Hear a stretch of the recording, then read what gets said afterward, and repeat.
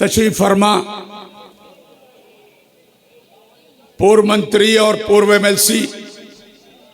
और मौजूदा पिछड़ा वर्ग समाजवादी पार्टी उत्तर प्रदेश के प्रदेश अध्यक्ष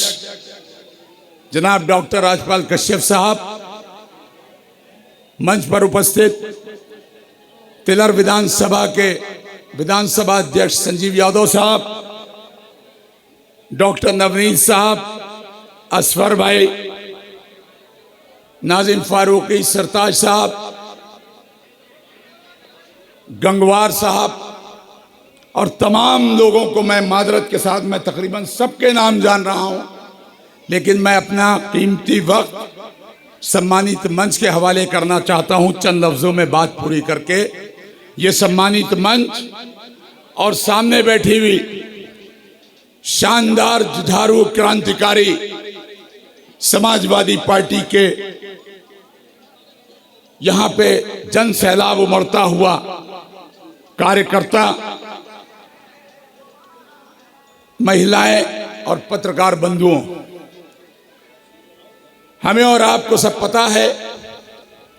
मैं उस तफसील में नहीं जाना चाहता हूं। पिछले 10 साल की सरकार जो चली है, मैं यहां पर बैठे हुए अपने उन किसान भाइयों से पूछना चाहता हूं कि हमारे किसान भाइयों से एक हमारे देश के बदकिस्मती से झूठे प्रधानमंत्री ने आपसे और हमसे वादा किया था कि हम किसान की आय दुगनी करेंगे। किया था या नहीं किया था? लेकिन सच बताइए कि आपकी आय दुगनी हुई या आपके खेतों पर सांड और गाय दुगनी हुई है? आय दुगनी नहीं हुई ना, सांड और गाय दुगनी हो गई है,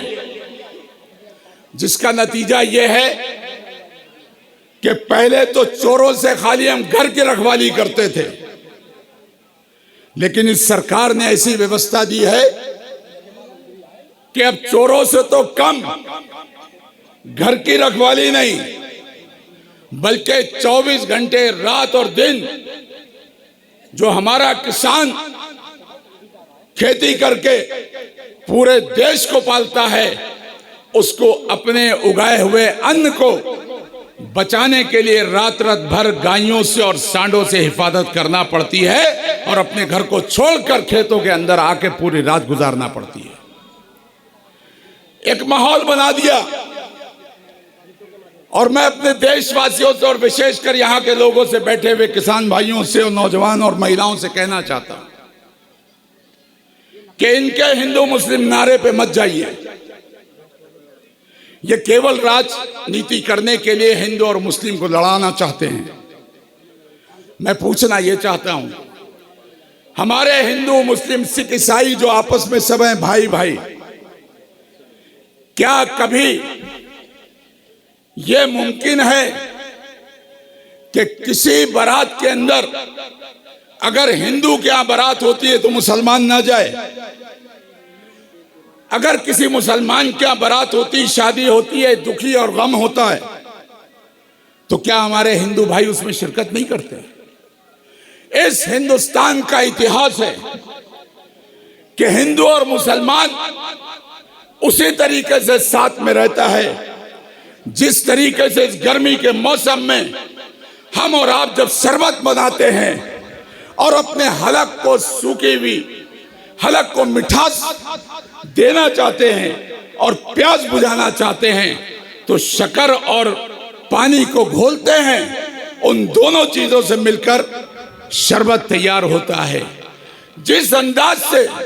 शक्कर और पानी मिलकर शरबत तैयार होता है और उसको हम जुदा नहीं कर सकते मिलने के बाद, उसी प्रकार से ये हमारी गंगो जमनी तहजीब है कि हम हिंदू और मुसलमान किसी के नारे के साथ भी एक दूसरे से जुदा नहीं हो सकते हैं। इसलिए याद रखिए, मैं अपनी बात को और ये दरख्वास्त करते हुए कि आने वाली 13 मई को मेरे किसान भाइयों, मेरे नौजवान भाइयों, मेरी माताएं और बहनें 13 तारीख को अपने बच्चों के भविष्य को ध्यान में रखिएगा, संविधान को ध्यान में रखिएगा। जिस संविधान को ये हमसे और आपसे छीनना चाहते हैं, उसको ध्यान में रखते हुए रोशन लाल जी, इनका नाम ही रोशनी फैलाना है।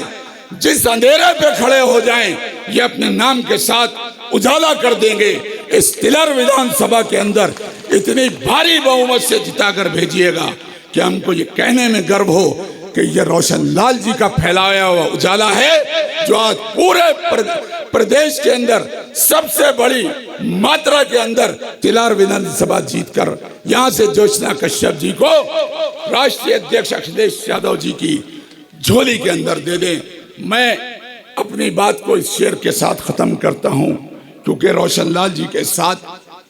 जिस प्रकार का न्याय हो रहा है,